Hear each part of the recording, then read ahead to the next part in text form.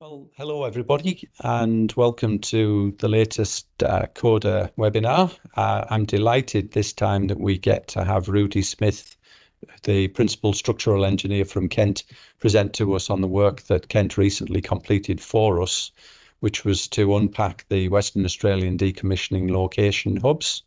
So this was a study that we executed that Kent executed on our behalf during the middle and latter part of the last year, and it was released on Tuesday last week at an event here in Perth. Before we get started with the webinar proper, I would just like to acknowledge the traditional custodians of the country throughout Australia, meeting today or wherever we may be within Australia or within whichever countries you may yourselves be dialing in from, and recognising their continuing connection to land, waters and the community. Well, before I get Rudi started on this, I just want to talk about a couple of things that we've got going as well that are going to be released in the next little while. The first one, this is a first look really at where skills stands in Australia for decommissioning as the workload picks up. We engaged Deloitte to execute this work for us. The report will be released in 2 weeks on the Friday of AOG. So if you're around, then please do pop down to the decommissioning theatre within AOG on Friday morning, where the report will be released. It'll also then subsequently be available on our website for anybody to download, have a read, and just see what some of the findings were from that. The other piece I want to talk about is a really interesting and exciting piece of work that we've had underway for a little while now, and this is really to do an update on the outward look. Let me try that one again. This is to do an update on the outlook for decommissioning works in Australia. We're taking this on a stage-by-stage basis. The first piece is to look at all of the NOPSEMA-controlled Commonwealth waters offshore activity.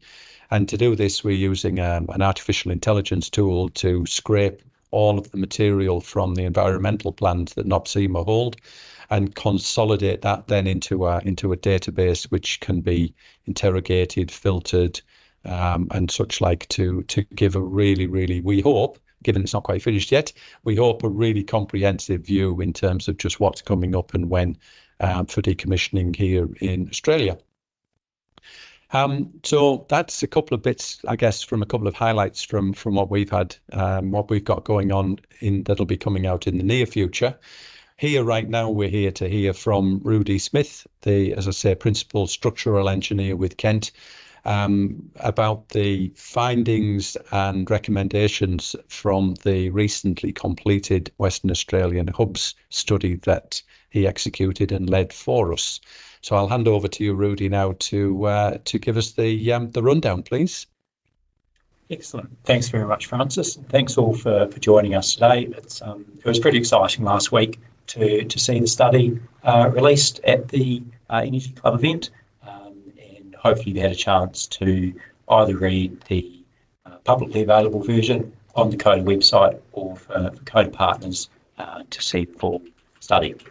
So for today, the objective of the webinar for me is to give a bit of a high-level overview of what we went through, and in the case that you haven't had a chance to skim either of the copies of the reports, and then to talk through some of the context and reasons for why we came to 6 of our key conclusions, and then also to summarise some of the primary recommendations that we made going forward. So we're not going to do a blow-by-blow of the report or the methodology that we went through. There are a few good summary sheets in the main report which talk through that methodology. So firstly, and most importantly, I'd like to acknowledge a large number of organisations that joined us in pulling together the study. So these 29 organisations on the screen, so government departments, operators, some of the port authorities, and some of the waste management specialists in the disposal supply chain all consulted with as part of the study and volunteered their time and their insights to make sure we capture as much of that good information as possible. So I really want to thank all of these companies and the individuals within there who supported this study. And obviously, as you can see, many of these logos are very similar to the slide that Francis had up earlier. So thank you. So firstly, the objective of the study was to look at the need for a decommissioning hub. So when we, as part of the study, thought about a hub, we considered two key aspects. Firstly, with the port aspect, so how we'll bring the material in via the vessels that are used to remove them offshore, and then how we're going to load in them into the quayside. And so that sort of formed the first part of the assessment for each of the individual facilities that we looked at.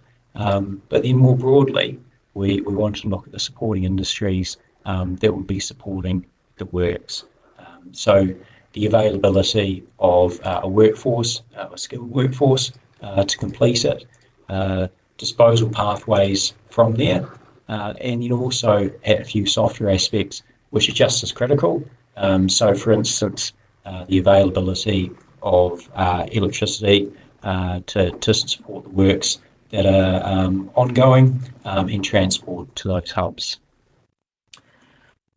So in order to do that, one of the first things we developed was a hub assessment criteria to look through the existing ports on the coast. We did that by doing a review of international facilities, particularly in the UK and Europe, who have been working in the space, for the last decade or so, to understand what were the critical sort of functional specifications of such a facility, and then brought that in to a WA context based on the sorts of assets that we have offshore here.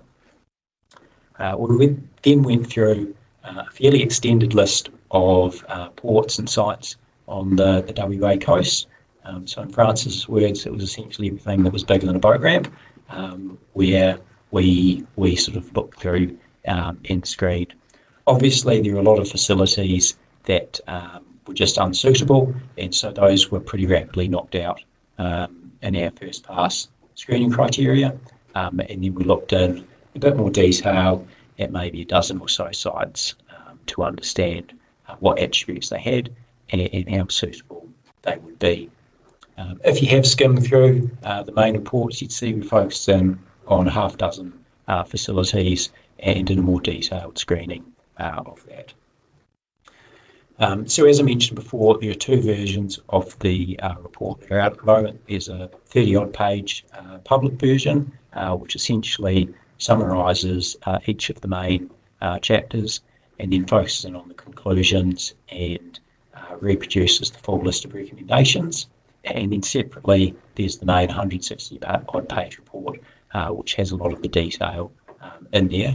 But in essence, the recommendations that we've summarised there are the same as the report. So hopefully you have access to one of those two reports and had a chance to have a skim. So with that said, jumping straight into conclusions that we had from the study, and I think it's worth at this stage, before I bring out some of perhaps the first few conclusions which are a bit Mickey Mouse and a bit simple, is although a lot of the operators and main demolition contractors have gone through and done similar works in this, we're aware that there weren't necessarily any other publicly available documents that covered this, and so I wanted to build off some of the work that CODA have done over the last few years and get a decent line in the sand for where things are at the moment. So firstly, it's a fairly obvious one. There's significant decommissioning liability associated with the onshore disposal of offshore oil and gas assets. And so that was obviously the main focus for this report, is what happens with these offshore facilities. In terms of significant, we looked at the 2020 CODA decommissioning liability report and looked at what sort of piece of the pie was available or associated with the onshore aspects for WA. So the 2020 report sort of notes a 41 billion US dollar total decommissioning liability, which is made up crude sense of two key areas: the wells, sort of P&A, and then separately the work associated with the facilities. And so that contributes about 24 billion, and then of that, about 2/3 is associated with WA. So over the coming, 30, 40 years, there will be almost $17 billion worth of spend required to pull out all of these facilities. And based on the UK norms, about 12 to 13% of that spend will be associated with the onshore dismantling, recycling and disposal. So based on today's exchange rate, that's a bit over 3 billion Australian dollars. Contextually, that's equivalent to constructing another 2 of the stadiums. So there's a lot of work, but we note the value and the intermittent demand profile. So it bounces up and down over time, depending on what facilities are reaching end of life. It doesn't really justify building a completely new greenfield port site for the sole purpose of decommissioning offshore oil and gas assets. As much as myself and perhaps a few others would love to see a new greenfield port, we couldn't see that happening. So in that case, we need to look at what we've got available and also other industries that may have a requirement for such a port facility and also the supporting industries behind it.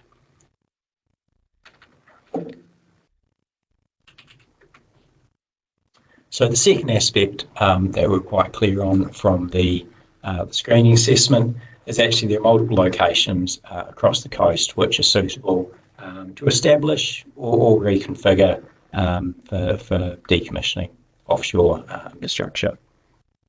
So there are 31 odd gazetted ports across the state, some in close proximity to the offshore oil and gas facilities up in the Pilbara, and then other ones further south which are more relevant for other uses, which I'll talk through in a minute. In terms of our screening, the first sort of screening stage we went through focused on 4 aspects. So one of the key ones was operability, noting that the offshore component of the works is so challenging and expensive in terms of day rates. We wanted to make sure that once things have been removed offshore, you're able to load them in onshore and you didn't have downtime waiting for a congested port facility or for tides. So that was one of the key early screening criteria, which to be honest knocked out many of the Kimberley facilities. And then separately we looked at sort of the more physical attributes of the ports. Once we'd gone through that screening phase, went through a second phase for the dozen or so facilities I mentioned earlier, and we focused more on the availability of the workforce, the availability of disposal locations to get rid of some of the waste that wasn't able to be recycled, and again, sort of strategic alignment with what's happening at that port. So having gone through that process,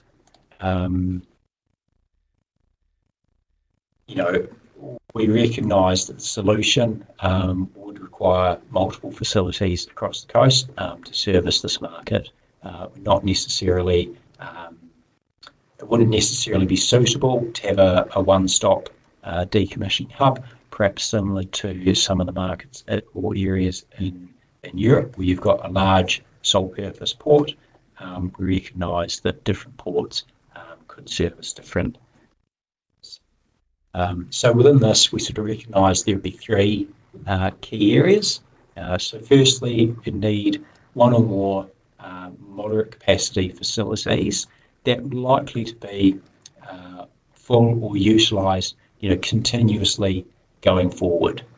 So already the ports up in the Pilbara are being used to receive many of the materials from your subsea installations associated with FPSOs, as well as a number of the monopods, tripods and smaller jacket facilities associated with the Thevenard Island and Varanus Island facilities.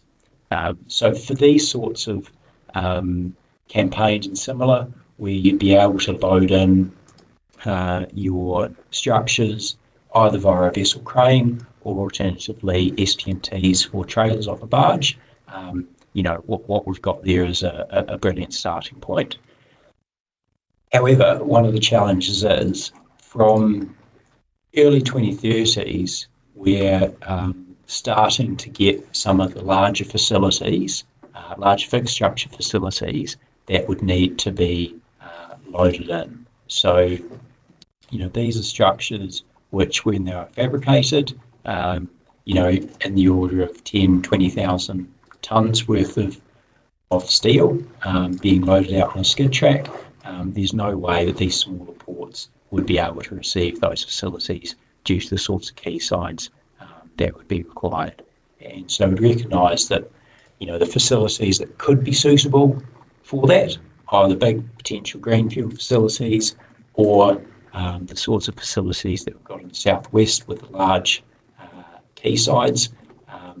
They're remote from the offshore infrastructure and obviously more challenging if you want to drop a monopod or a few reels of flexibles. You're not going to transfer that all the way down to Perth or Bunbury to do that.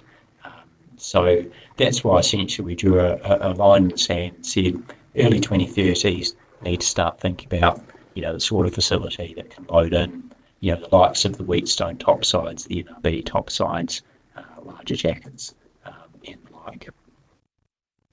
I guess in saying that, one of the fundamental challenges that we've got within WA, say compared with Europe or the UK, is historically we haven't fabricated these huge facilities locally. So if we were going through a similar exercise in the UK or Europe, although they don't do as much fabrication as they used to, there are sort of multiple sites or multiple port facilities either in use or that have been abandoned at some stage in history that would be suitable to repurpose for this perspective, for this use. However, for us in WA, all of the big structures have sailed in from over the horizon, and unfortunately, it's not possible to sail them back over to those same facilities that are created, partly due to ESG requirements of not offloading your waste, and then also the more harder constraints around the Basel Convention, and that's really why we need to look at domestic solutions for the disposal aspects.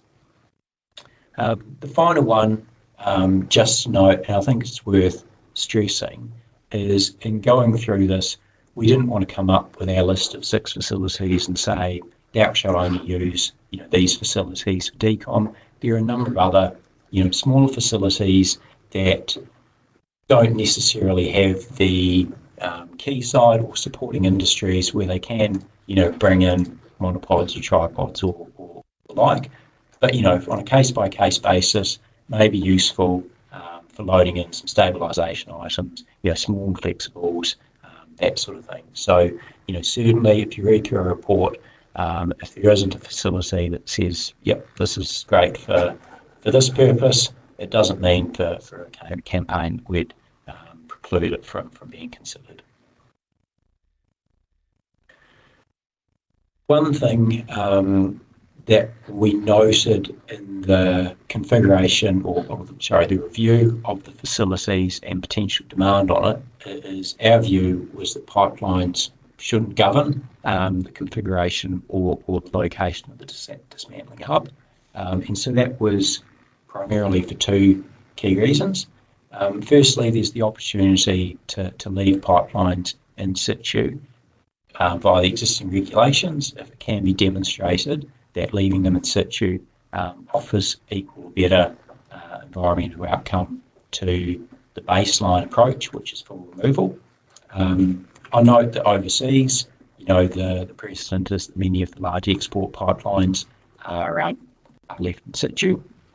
So there's uncertainty there about whether they'll be coming or staying.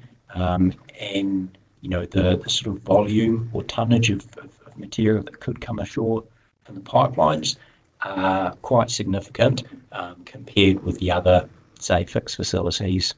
So, for instance, to pull out the INPEX Actus pipeline, that's about 1.2 million tonnes of steel, concrete, anti-corrosion coating, anodes, field joints, and the like. And so that's basically a quarter of the total tonnage across, all of Australia over the next 50 or 60 years. The second aspect we sort of wanted to recognise here is that the sort of facility that you use for landing the pipelines, firstly, you're going to be recovering it to shore in notionally 12-metre sections. These are readily transportable, so you don't have the same requirement or need for quayside dismantling in a similar manner to, say, a jacket structure on a large subsea skid, where you can't get it on the back of the truck and pull it to some more cost-effective land further inshore. So we didn't want to say, you need hundreds of thousands of square metres of land to store these pipe spools on a quayside, when you can use land inshore. So that was one aspect which didn't really drive the need for a hub, but we do know there is, a considerable volume of pipelines to be recovered.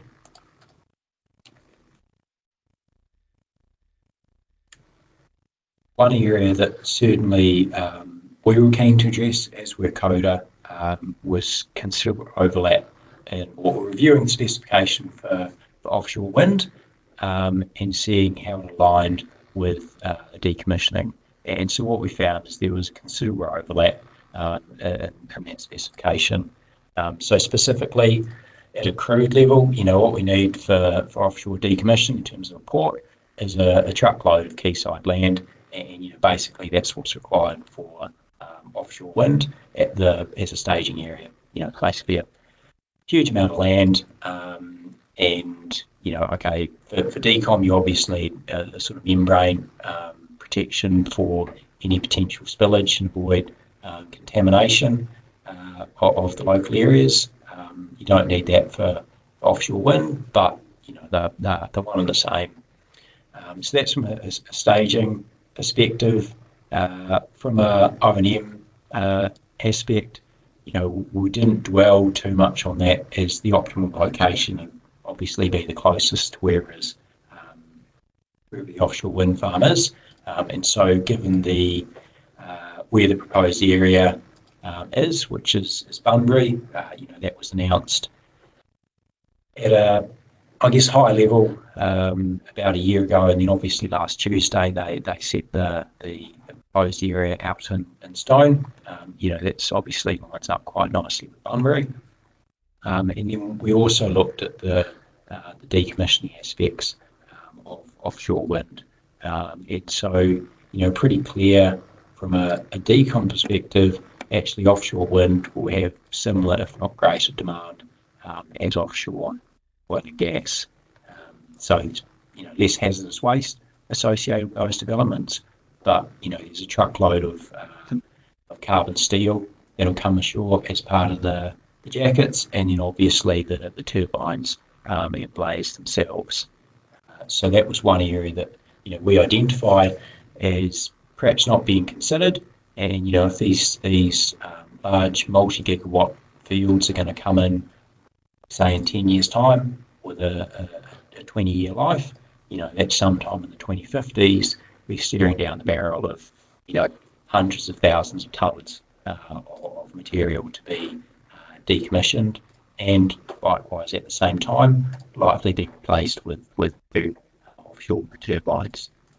So I'll touch on one of the key recommendations we had surrounding that a little bit later. And our final key conclusion was that continue government support, either through grants or loans, or through support and clarity around some of the regulations, would be a positive enabler for industry to essentially get after this challenge and opportunity. I think what came through clearly from all our consultations is that industry are very keen to move and support this new market. Operators were keen to get after it and do the right thing, but in both cases, they wanted to understand what the boundaries were and what sort of what rules they had to work within to make sure they were doing things in an optimal manner. I think the other thing to note on this is everyone that we engage with, view decommissioning in a positive light. Obviously, there are challenges associated with it, particularly around the hazardous waste, particularly around some of the infrastructure costs that are required. But we were grateful for the support we got to do the study, and we're grateful for various organisations that we consulted with who are basically keen to get after this. So with that said, I'll go through and again provide some context around some of the key recommendations we had. All up, there are a total of 19 that we made in the report. Some of them ranging from fairly basic, obvious ones, but that need to get down on paper, to a few more sort of nuanced, specific ones for specific facilities. So we'll go through 4 of the key ones, which are sort of up in the top left, which we viewed as being some of the more important items. So firstly, was a need for greater visibility and certainty of the decommissioning volumes, which essentially we looked at again, the work that CODA did in 2020 and 2022 with the liability study and the disposal study. It'd be great if that was kept live, so that companies know to invest, and also opportunities for operators pending, avoiding any sort of collusion type regulations or challenges, but for them to sort of collaborate on that. So obviously Francis talked to you earlier about the forward outlook, and so for us it's great to see that things are moving quite rapidly in that space. And then, more broadly, there's a general thought longer term. There's demand on ports in terms of offshore wind, defence, decommissioning and the like, but then more broadly also disposal facilities, recycling and the like, onshore decommissioning. So whether that be some of the upstream or downstream facilities the offshore oil and gas assets are feeding, and the like. Don't want to see that essentially things are full or companies are overutilised, which means we get sort of delays in executing this work. So we see this as a key enabler going forward. Secondarily, one of the key challenges that both from a operator perspective and the supply chain perspective, onshore decommissioning is challenging from a technical aspect, but also from a regulatory aspect, because the work span multiple jurisdictions. So one thing that we thought needed to come about going forward is a multi-agency working group to look and streamline regulations, policies and guidelines. Obviously, the Commonwealth Government and NOPSEMA regulate the work that happens offshore, and permissioning documents like the EP that focus on the offshore aspects, but really there isn't necessarily the clear linkage for the onshore works that are there, and that's where the onshore regulators, whether that's sort of industrial safety or the EPA type organisations that cover that, we see building on or doing a review of what's happening in these spaces will only be a good thing to make things easier for the operators and the supply chain With that said, one of the key early activities that ideally we'd like to see from that is some regulatory guidelines for the onshore aspects. Both the federal government and the state government by DEMIRS have published or drafted guidance for the offshore aspects, associated removal of property from the titles and the like. But it'd be good to see an equivalent guideline addressing some of the waste management and disposal regulations, cross-state transfer of hazardous waste, particularly for the Sandy Ridge facility, which may well receive waste from the Bass Strait, and then also noting having stated expectations around waste hierarchy. So other jurisdictions have a fairly high degree of transparency around that. So for instance, in the UK and the decommissioning programs, the operators will submit a decommissioning program. Within that, they'll state the types of waste, the quantities, which granted our EPs are detailing that.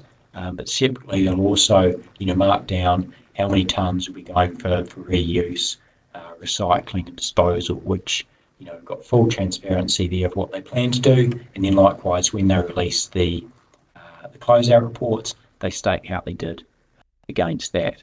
And that's where they're going from the 95% towards the 98% by tonnage sort of recycling targets, which 90% or 95% sounds quite high, but really if you've got 90 or 95% of your structure you brought in as carbon steel, if you dispose of 5% to landfill, that's basically everything else that's not easily recyclable metal. So trying to set an expectation of achieving that 98% would be a really good outcome from a circular economy perspective.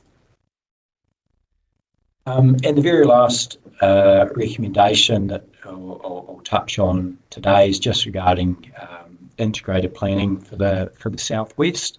As noted earlier with the offshore wind piece, in the southwest we can see significant future demand for common user type port facilities, such as the AMC for offshore wind.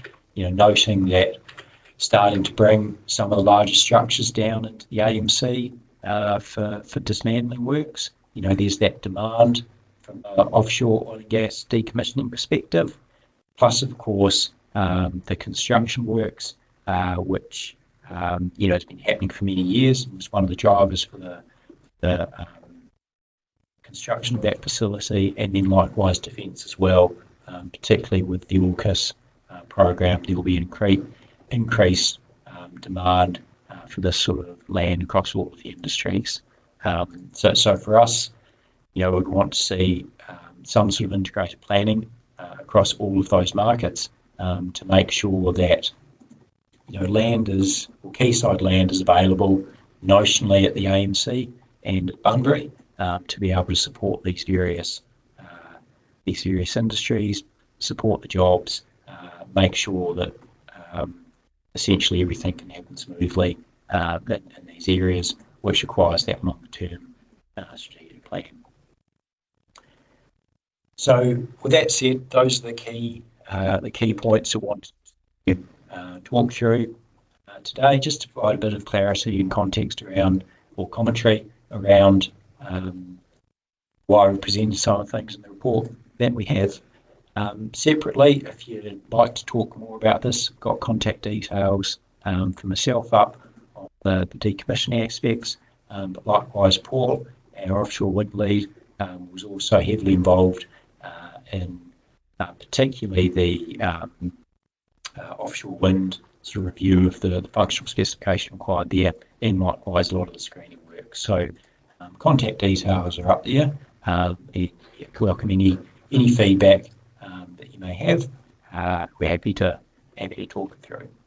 So thanks very much for your time. I think we'll be having some questions. We will indeed. Thank you so much for that, Rudi. That was very comprehensive and well delivered. Thank you. Thanks for going through all of that.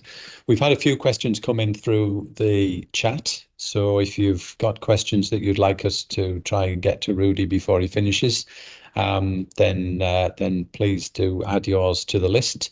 There's a couple of questions in there that I think are probably for both Rudi and myself to try and answer. So I'll work through them and we'll see where we go. I'll start off with one that is for you, Rudi, and this was the first one in, actually. This was Jason, who's asked, did Kent approach any vessel operators for information on likely vessels, sizes, drafts, etc., that will be needed to determine suitability of ports or upgrades required? So really, maybe just expand a little on in terms of how you looked at it from a vessel into port perspective, please. Cool. Thanks for your question, Jason. So we didn't approach any vessel contractors directly to discuss. However, from our database, we sort of had broad parameters for what were required for various sorts of vessels that could be used for that. In terms of our screening criteria, it sort of comes into our moderate capacity, high capacity port facilities. We essentially had a broad range to say, okay, if we've got, let's say, subsea equipment or, our smaller pipelines, smaller wellhead facilities, they may come in a sort of construction support vessel. The typical draft ranges and lengths were, these sorts of parameters. And so screening facilities based on that.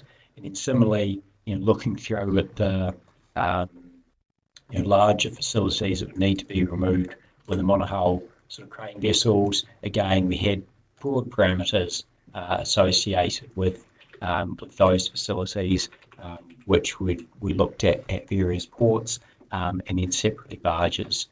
So early on in the main report, and I think also in the public report in terms of the screening criteria, well, we do have that distinction articulated, and essentially, for your large facilities, looking at the monohull crane vessels, your large semi-subs, there are very few facilities, even in Europe, where you like see your Sleipner or TF can go up to the quayside and drop the facilities there. That's where you have more barge transfer and either SPT or use skidded load-in. So yes, it was considered, but we didn't go to the extent of contacting the various vessel operators.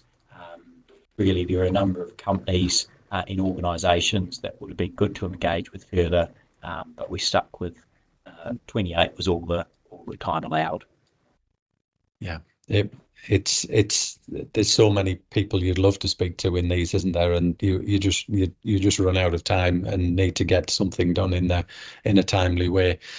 So Jeff's asked a couple of questions. I'll take a piece of one of them for you, and then I'll have a go at another bit of it for myself, just to try and answer some of the questions that he's got in here. And it's around the recycling side. So you can't find any reference in the exec summary which of these facilities would be closest to recycling facilities. You and I talked a lot about different sort of aspects in the recycling, just how all this lot would attach into a recycling world. Do you want to talk a little bit to that? And then he asks a question about a electric arc smelter, which I'll address after you've finished your bit. No, so that's a good question, and that proximity to recycling locations was a key one. We noted early on. It's worth mentioning that a lot of the foundation work for this was done and completed by July last year, and so certainly the exciting development out of CODA hadn't hit the news when we were sort of finalising the report. So really, when we looked at it, we sort of said, well, in WA at the moment, pushing out 500,000, 600,000 tonnes of carbon steel for recycling each and every year, and basically all of that's going internationally up into Southeast Asia. Our peak demand, I think, would have been 100,000 tonnes per year. So, for offshore decom, the peak year would be quite significant. But essentially, where it stands at the moment, it's all going international. Hopefully, with if the Collie smelter can get up and running, then certainly a lot of the volume that would be could be sent overseas could be received in Collie. I guess fundamentally, depending on where it's going, you still need to get the material down to Collie if it would go there eventually, and it depends on your overall logistics, whether you break it up. If you've got small structures, you break it up in the Pilbara and you bring it down as containers of scrap, versus say bringing the entirety of the asset unbroken down, demolishing it in Bunbury or AMC. That's really down to the overall logistics that the operator of the dismantling company may want to pursue. And I think from the discussions we've had, it'll probably all come down to what will happen offshore in terms of the operability offshore, how will it influence that, and secondly, if you're going to do it up in the Pilbara type region, will you have labour to actually do the dismantling works? But yeah, it's a valid question, and I think certainly for me it'd be really exciting if we could have more domestic recycling of steel. Yeah. And back to you, Francis. Yeah, look, thanks for that, Rudi. You stepped into a little bit of the where I was just going to do a really quick update of where I understand at least steel to steel recycling sits at the moment for Western Australia. So as you say, there's no capacity here right now for that. There's a proposed electric arc smelter for Collie, which would be wonderful if it were to get up, and that would be able to deal with, at least volumetrically, it will be able to deal with about 60% to 70% of all of the steel scrap produced across Western Australia. So certainly would be able to deal with some of this, and potentially be up and running by sort of the second half of this decade. I think they're talking 2025, 2026, something like that for it. And then there's a second development, more of a green steel using hydrogen and wind and so forth proposed. I'm not sure what the timeline is for that, and that's somewhere up in the Pilbara. So both of these facilities could become consumers for the steel that's coming out of this. All the other materials, it has to be consolidated somewhere and then transported to wherever it's going to be. As you say, though, it's where you do that consolidation. It's whether you do it in relatively close to where you land it, and whether you try and land it close to where the recycling facility is you've just got to look at your logistics on that. Second part of Jeff's question then was around disposal and storage of the likes of norms. I know that, again, that didn't sit within the scope of this particular piece of work, but you have had conversations, I believe, in the past with the likes of TELUS. So if you want to just touch on that one, I think that would be good. Yeah, so I think on the norm front, or let's call it intractable waste, so norms, mercury, and the like, I think within WA, we're very fortunate in that there is that TELUS facility at Sandy Ridge, where you have that intractable waste repository to store those sorts of materials. Again, there are multiple waste management specialists within the state who are active both in Perth and up north in the Pilbara for receiving and safely stockpiling and safely transporting those materials down.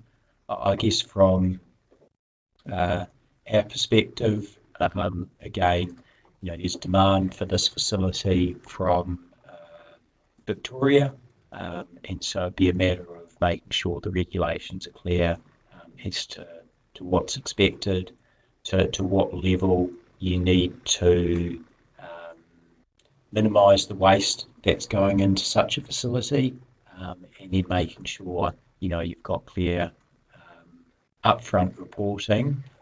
So from a planning perspective, to know that not just publicly available, but to know which facilities there will be demand for storage of normal mercury, because it's not every single facility doesn't have raw mercury, but some of them do, and it's about getting that planning in, so that Tellus can make sure their facility is fully available to receive them when it's required. I think it's worth noting, given we do have these specialist contractors available to do this, Nor has been coming ashore either from drilling activities, some of the smaller decommissioning works done to date, or from mining. Really, the distinction, this new decommissioning demand is mostly on a volume perspective, that will get more of it and coming through frequently. And so I appreciate that answered what you Yep. there. Yep. No, thank you. Thank you very much for that. Another one from Jason here. Now, you and I did talk about this when we were framing some of this up, but he's asked the question, so I'll pass it along to you. FPSOs and FSOs, there's obviously a lot of discussion about what will happen with those as they reach end of life, with some of them obviously being leased and returning to their lessor, and then others having to be disposed of, I guess, by the owners. Can you just talk about sort of your thoughts around this? Because we didn't specifically address that, did we, in this study? So just share some of your thoughts on that, if you would. Yeah, I suppose I'll start with from a regulatory perspective, is that may be driving some of the existing behaviours or decisions that have been made, and then we'll talk for all about what the options are. But really, your international, your vessels, although they come under the Basel Convention, the Hazardous Waste sort of Imports and Export Act, really there are legal mechanisms where you don't have to dispose of it within Australia, and that's where you've had perhaps some of the decisions which are made to move an FPSO out of the country. It's flagged to a different state, it's going on a transit up to Singapore, might change vessel owners once or twice, and then essentially end up on a shipbreaking yard in South Asia, which, granted, have a poor health and safety, human rights type record. I think for me, one of the key challenges that we've got, we look at, domestically, yes, we have dismantled vessels here, but, the size of the FPSOs that we've got, you might dispose of a 100-metre-old vessel. Within Australia, there have been a few examples of such facilities. Most of these FPSOs are at the order of 240, 270, 330 metres long. They're essentially 2.5 times the tonnage of steel in terms of the actual hull, never mind the top side. So from a tonnage perspective, you're looking at a typical FPSO maybe being 4 times as large as any facility that's been broken down to date. But what came clearly through the consultations is there's, from a port perspective, the availability of quayside is key. So you don't necessarily want to be having an FPSO taking up 200, 300 metres of quayside for, say, 2 years. That would be needed to break down that facility, remove the top sides, then progressively break down the hull.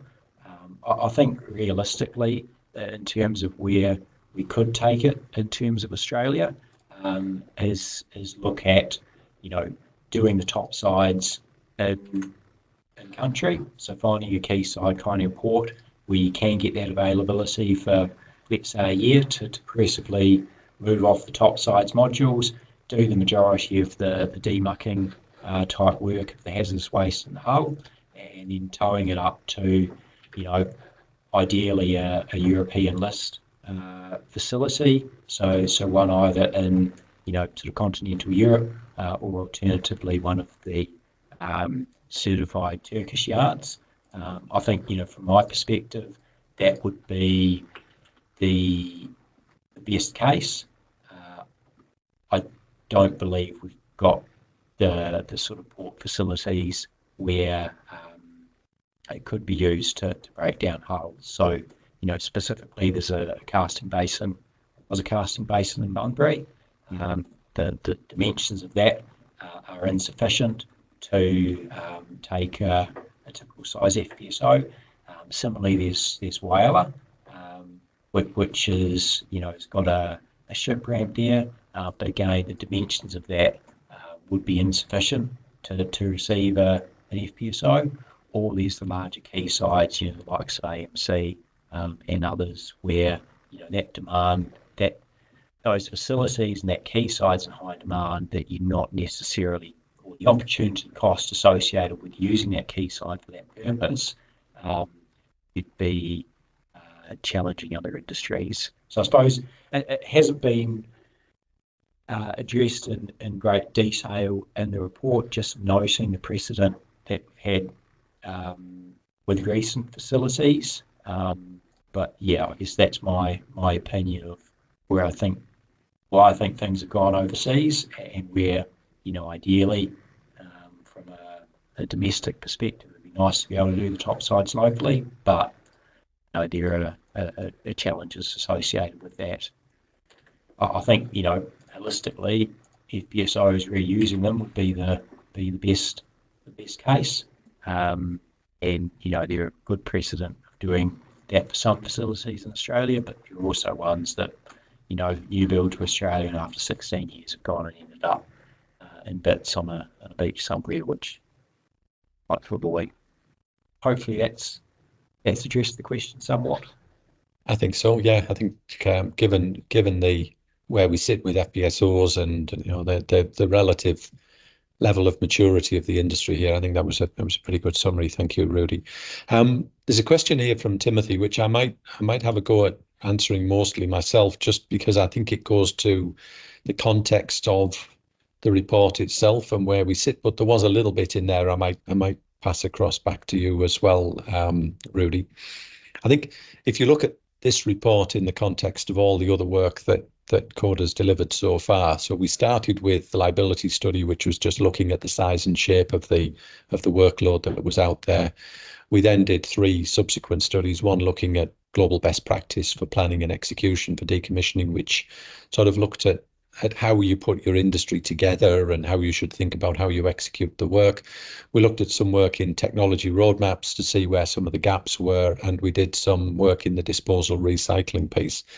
After we finished those, we moved into this piece of work and the skills piece that I mentioned at the start, along with trying to address a sort of an updated and accessible forward look ahead.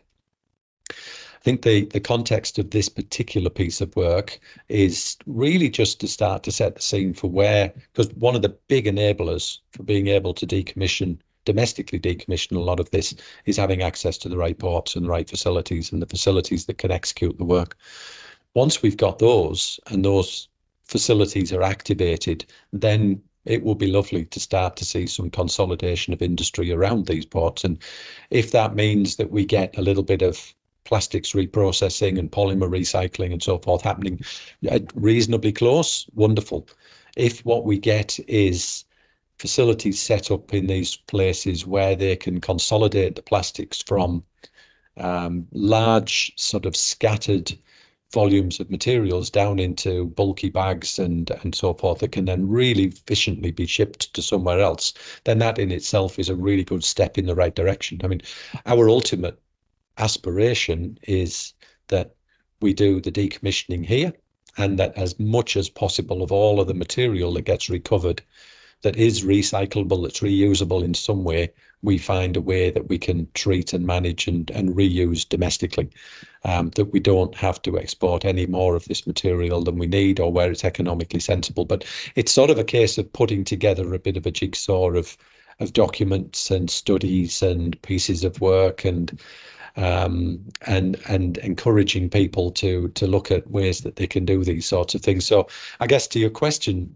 Timothy, then yes, right now the aspiration here is to identify facilities where we can land, clean, process, and downsize this material, and then over time that facility will either acquire around it more industry to deal with the material and build opportunities from it, or that it then becomes a way to feed that material into other facilities. But certainly we'd love to see as much of that work done here as possible.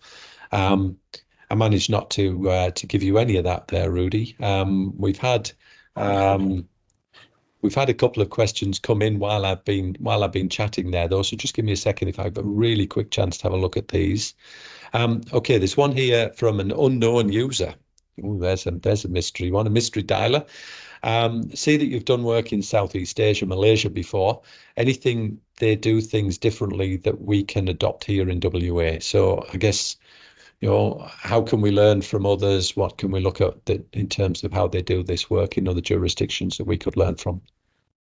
I think probably the first thing I'd note is it's an emergent industry there as well. We've got a couple of facilities that are either in development, been announced. So Bintan facility, Bintan offshore marine centre. There's another one out of Brunei that's being developed, essentially in partnership with local companies there and Sescon out of the UK. And then there's a small facility in Thailand. I suppose where I see, the opportunity for Australia is if we can develop a lot of the good technologies associated with treating, particularly the nasty hazardous waste, or likewise recovering some of the high valuable recyclables, particularly flow lines, the polymers there. I think, I see that as an opportunity for Australia to export or receive goods, export skills, receive demand in terms of learnings. I think everything in the decom space, where to share, best practices for doing particular or dealing with particular hazardous waste. I think those are areas that we can certainly learn. You're noting some of the fields up there, may high H2S, mercury sort of challenges. Certainly one in Thailand, it's got this great set up in terms of the permanent facility. It's only got a small yard area, but they've got a wet workshop for dealing with some of the nasty chemicals, and then a dry workshop for the likes of asbestos and fibres and the like. So looking at some of the setups of what they're doing up there and the reasons for that, to look to adopt that within Australia, but also with the lens of upskilling and providing that, giving ourselves the opportunity to support these other countries with their waste management. Very good. So we've got one final question from James, which I will answer, and then I'll close the call from that. So I guess the direct answer, James, to your question, which is there an opportunity to engage with the government, federal and state, to explore the development of facilities to handle decom up to FPSO scale? Absolutely, there is. This is a conversation that's definitely ongoing There is a lot. All I can say really is there is a lot of interest around the country in terms of the future size and capacity and capability of a lot of our ports. And decommissioning is a factor in there, as is wind, as is defence, as are many others. And I think as those conversations mature, we've got to be making sure that all of these options are at least given consideration, whether they're actually feasible, whether it makes sense to do them here or do them elsewhere. We've just got to work through as we go. But absolutely, there's an opportunity, and it's an ongoing conversation in there as well. So look, in the interest of time and having leaned on Rudi for a full hour to deliver this and take a bunch of questions, look, thank you so much, Rudi, for the work you and your team put into putting this report together. From our side, we're delighted with the quality of it and think it's a really important step along the journey of building our industry here. So look, thank you so much for that. Thanks for taking your time out to deliver this today. And to the audience, thank you very much, everybody, for sticking with us. It's these conversations are so important. There will be a sort of a follow-up, if you like, to this. There's a couple of events coming up. So we've got AOG here in 2 weeks' time, where Rudi will be doing a reappearance for us on a panel where we're going to talk about around ports. We're also going to get someone in there from a couple of the different ports on that panel, as well as someone from the offshore wind space. So watch out for that. I think that's on day 1 of AOG, so 2 weeks on Wednesday. And then later that same week, we're releasing the skills study that I mentioned earlier. And there'll be a panel session not a panel session, there'll be a presentation on the 3rd day associated with that. And then I think the week after that, we'll be doing a webinar with one of the authors of that report as well. So if you want to get into the skills side of this as well, then please hop onto that one. And in the meantime, look, thank you everybody for joining us for this. There will be a recording of this made available. So if you want to share it with your friends, watch it instead of a movie on an evening or so forth, then you go for it. And yeah, look, thank you very much, everybody, and see you next time. Thank you.